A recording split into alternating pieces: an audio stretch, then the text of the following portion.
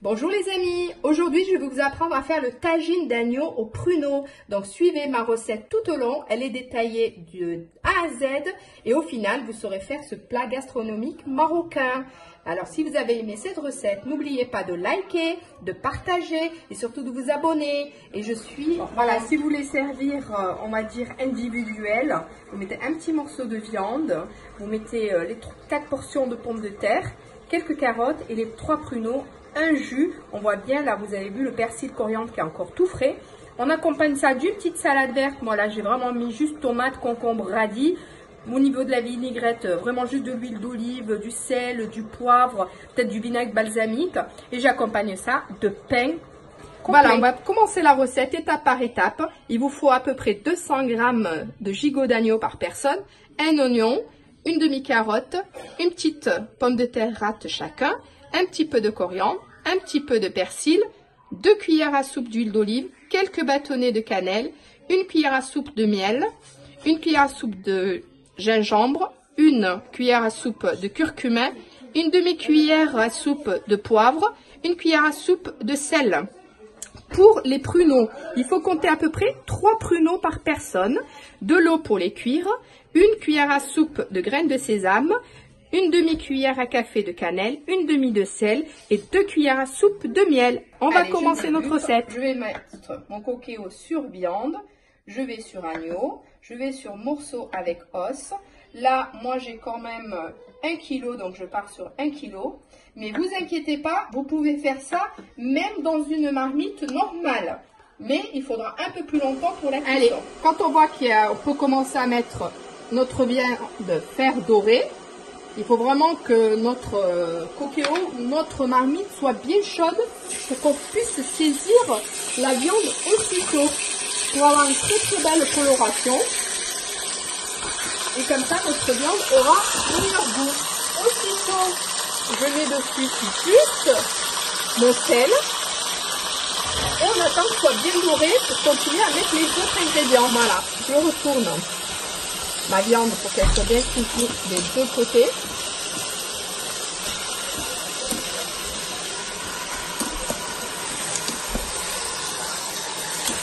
Allez, on va commencer par émincer l'oignon. Et voilà notre oignon. Voilà, une fois que votre viande est bien colorée comme ça, on met notre oignon émincé. Voilà, on met notre poivre, notre curcuma,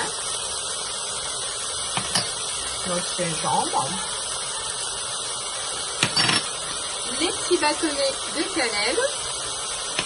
Le miel, je vais attendre un peu plus longtemps jusqu'à ce que l'oignon puisse être bien retombé. N'hésitez pas à mélanger souvent pour que vraiment vos épices soient bien intégrées au niveau de votre viande. Quand vous avez vu comme ça, là, votre viande est bien enrobée d'épices, l'oignon est retombé.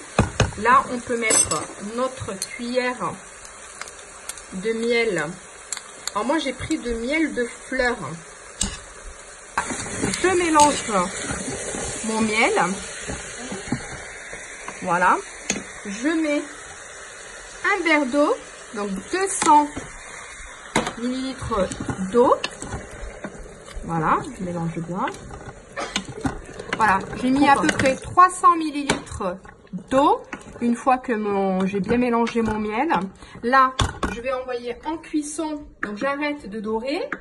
Et là, j'ai recouvert. Je pars sur 20 minutes de cuisson et on se retrouve. Voilà, donc moi, je m'avance un peu sur mes carottes le temps que ma viande colore. Donc, mes carottes, je les coupe en deux. Et ensuite, encore en deux. J'essaie de faire un peu la même taille pour obtenir à peu près ces petits morceaux là. Voilà, donc c'est fini. On coupe quand même en deux mes petites pommes de terre. Comme ça, déjà, la cuisson sera plus rapide. Et comme ça, je suis sûre que toutes mes épices vont bien rentrer dedans. Voilà, comme ça, on est sûr vraiment que nos pommes de terre ont un bon goût. Voilà, c'est ma dernière. Et là, on se retrouve pour les mettre dans le coquillot. Toujours en attendant que ma viande colore, je m'avance au maximum sur mes ingrédients à couper. Donc là, je coupe très finement ma coriandre et mon persil, mais qu'on mettra vraiment au dernier moment, c'est-à-dire quand tout sera cuit. Je veux vraiment garder le goût du persil et de la coriandre. Voilà, il ne me reste plus qu'à le réserver, le mettre de côté pour le mettre en fin de cuisson. Ma cuisson de 20 minutes est terminée. Regardez. Donc, notre viande est presque cuite. Pas complètement, c'est fait exprès parce que là, je vais mettre les pommes de terre. Dans le tagine d'agneau, normalement, voilà, c'est pruneau, il n'y a pas de pommes de terre. Mais moi, je préfère en mettre, comme ça, il y a des féculents. Et je mets aussi des carottes pour le côté sucré naturel et surtout pour avoir des légumes. Voilà, donc je rajoute une cuisson de 10 minutes. Voilà, le temps que notre agneau cuit, je vais préparer la cuisson de mes pruneaux. Donc j'ai mis un bol d'eau. Après, au niveau de l'eau, il suffit vraiment que ça recouvre vos pruneaux. Voilà, moi j'ai mis un bol de pruneaux. J'ai mis 2 cuillères de miel. Dans la recette traditionnelle, on met du sucre. Mais moi, tout le long de mes vidéos, vous allez voir, je préconise toujours le miel qui est meilleur goût. J'ai mis une demi-cuillère à café de sel et de cannelle. Et je mets ça en cuisson à feu doux. Voilà, au niveau de la cuisson, il faut compter à peu près une dizaine de minutes. Et vous n'aurez plus qu'à toucher le pruneau. Il faut vraiment que le pruneau soit bien cuit. Et on reviendra sur la dernière étape. Après cuisson, bien cuit. Je les goûte. Voilà. Voilà, je prends une petite poêle. Je prends une petite cuillère à café de beurre. Je laisse un petit peu fondre. Je vais juste faire revenir mes pruneaux pour les caraméliser et pouvoir mettre mes graines de sésame. Donc voilà, je mets mes pruneaux. Voilà. Je mets une cuillère à soupe de miel. Voilà. Comme je vous ai dit, c'est vraiment pour les caraméliser et leur donner un meilleur goût. Voilà, il faut juste une toute petite minute de caramélisation, pas plus. Et là, je saupoudre mes graines de sésame, une cuillère à soupe.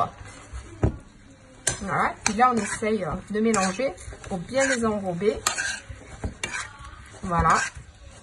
Voilà, je rajoute une cuisson de 10 minutes et on se retrouve après. Mon coquillot au bout de 10 minutes est fini. Voyez le résultat. Et là, à ce moment-là seulement, je saupoudre persil coriandre. Voilà. Il faut qu'il n'y ait pas du tout de jus. Donc, si vous reste du jus, il suffit de le remettre un peu sur le feu pour rallumer votre coquillot. Je vais vous montrer sur manuel. On va aller juste sur doré. Comme ça, le jus va partir. Mais vraiment, c'est une question de 2 petites minutes et pas plus, juste le temps que ce persil s'infuse.